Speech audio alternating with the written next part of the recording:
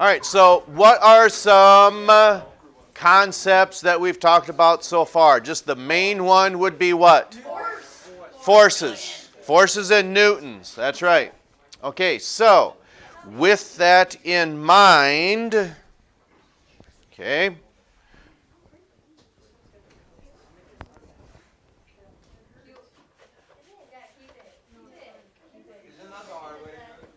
Okay, one of the things that can certainly, let's say, hamper performance or slow it down is any engine or motors, well, nemesis or enemy is what you see here.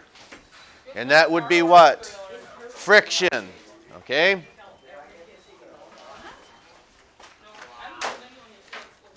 Now, some of you, you're going to laugh at me. Fine. I really don't care because you're going to think, how's that even possible? Because some of you guys, you're probably good at this. You ladies, you probably could be too. Maybe you do. You check your own oil. Does anyone do that? In your vehicle, you check your own oil. Okay? Why would that be so important other than just because someone told you to? Well, okay, now, you said you're going to blow your motor up, and that's probably true. In the long run. Right? Because if you run your motor dry of oil, there's something up here that's really going to cause havoc with your engine. Right, okay? So what is it that oil is going to do to limit this? Yeah, it's going to lubricate it, so it's going to diminish that amount of friction that you would see. All right? You could try, but the temperature that these engines run at, it's just going to eventually evaporate. And you're going to have, like per se, metal on metal. To make sense of that, does anyone know what is in between all of the vertebrae in your back? There's cartilage in there, okay? What about knees, ankles? There's cartilage all throughout the human body. Your grandparents can maybe, let's say, testify to this, and that would be if you have bone rubbing on bone. That can be arthritis, but it's going to be extremely, extremely painful. And I think you'd know that's happening to you if that happens. You can slip a disc. It's called an intercalated disc, and what happens is in your back, you're going to have bone rubbing on bone, and your brain is certainly going to tell you that there is something wrong. Okay? Or if you lose part of the cartilage in your knee, which sometimes happens to your grandparents, as we get older, it's not that the body starts to shut down. It's just like anything else. The older it gets, you might have to replace it with different parts. Now, you might laugh at this, and that's fine, but when it comes to knees, where might that cartilage come from? It's going to be a different person, but a little more specific to that different person. A dead person. A cadaver.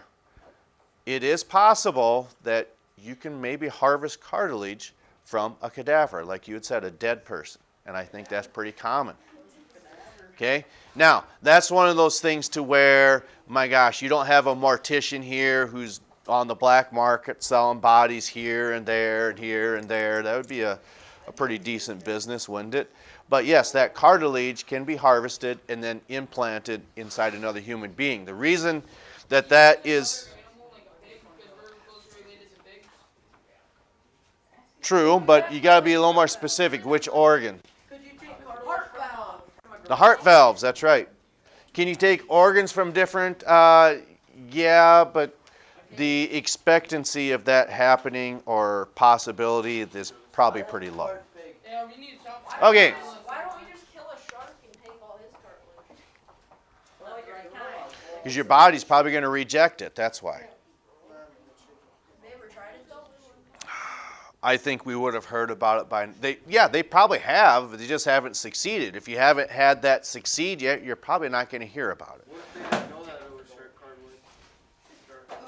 What about shark cartilage? What if they didn't know that it was? Well, you're certainly going to know because you're going to have inflammation and your body's going to reject it and you're going to run a fever, and that fever can possibly, unfortunately, kill a person, okay, from that rejection. Now, with that, there's different types of frictions that we see. A basic definition is just an opposition between two objects, okay? One of the questions that you're probably going to have to answer on a paper that's going to be assigned tomorrow is talking about what we can see is, here you see static friction. I don't know as far as engineering is concerned, okay? As far as civilizations are concerned, who were some really good engineers? Just tell me. Oh, okay.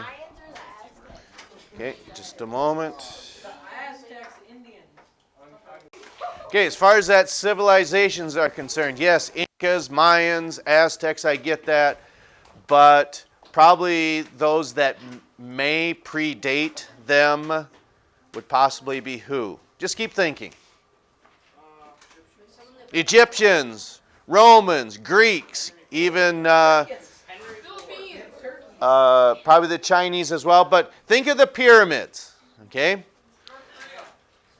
To build those pyramids, those blocks had to be moved from a quarry, and to get from point A to point B was probably pretty tough. And in order to do that, The Roman gods helped them. maybe. But anyway, look at this type of friction. Okay? What has to happen, you need to create more of a force to create a type of movement to get past static friction. That just means it is not moving when you're talking about static friction. Okay? And, oh, here it is, my clicker. So, what would be a better way than a sled to move these huge blocks? A trailer. Well, when you say trailer, you're not too far off, really. But wheels would be much more efficient. That's right. So static friction means you haven't applied enough force yet to create a type of movement. Okay? So sliding friction, just like the sleds that we're talking about on these, to move these large stones for the pyramids, that would be a type of sliding friction. And then what would have been more efficient would be rolling friction, like you just said, a wheel. So why weren't wheels used by the Egyptians? They weren't invented yet. That's true. Which begs to reason why maybe they just did not apply that, because when you think of the type of military force that the Egyptians had, what did they possibly have as far as their military arsenal that could have been applied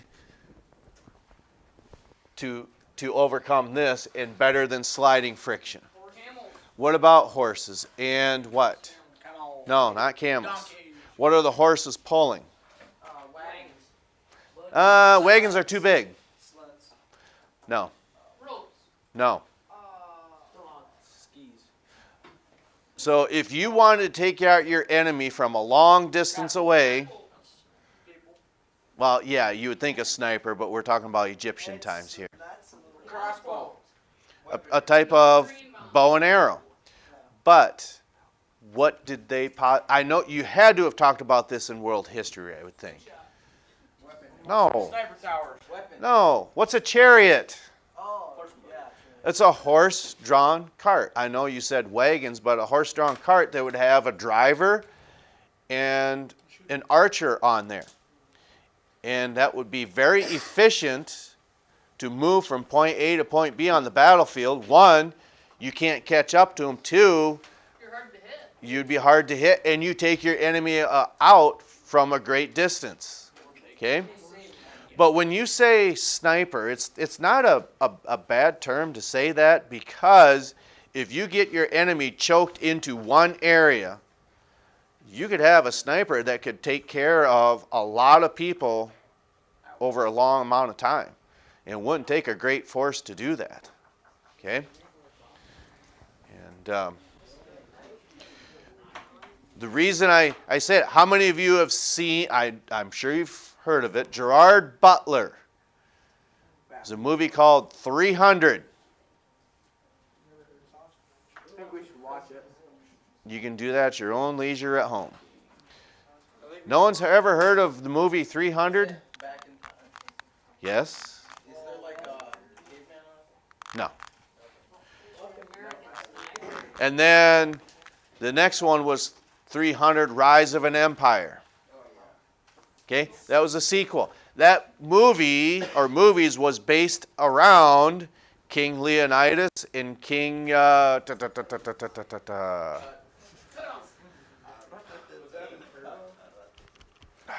can't remember, the Spartan king and the Athenian king.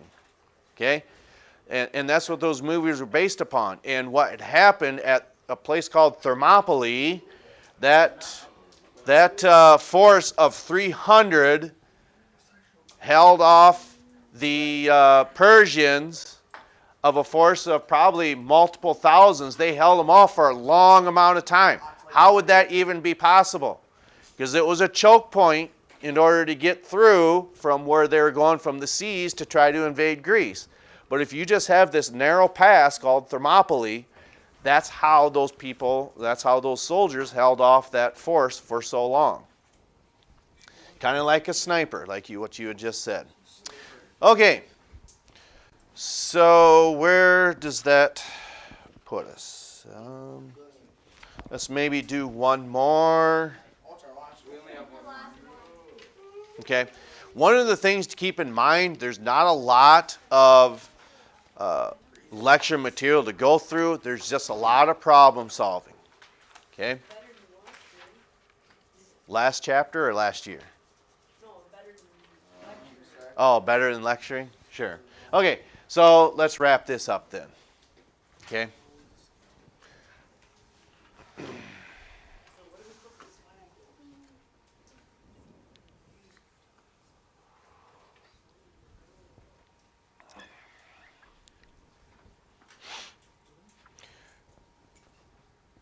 So tomorrow, well, nothing's not due tomorrow. Okay, I haven't even assigned the vocabulary. You were given time to work on that yesterday. Those of you who are gone on your ag field trip, that's all we had the individuals do was work on your vocab then. So with that, we'll do some more problem solving tomorrow. I will have your first assignment. Okay, to where it's better. I would agree. It's better than lecture. We try to make it somewhat interesting in here, and maybe we're not succeeding on this side of the desk. I don't know. This year will we just do like lots of word problems and stuff? Story problems, yes, because that's what a lot of this semester is. Because it's all physics, and then next semester, as you would guess, we're dealing with the periodic table over there. Which it's not so much that there's a lot of story problems, it's just a lot of solving of dealing with different elements on the periodic table. Okay, so that's all I've got for today. We're not quite done yet, but that's where we'll stop with this. We'll catch up to you next time.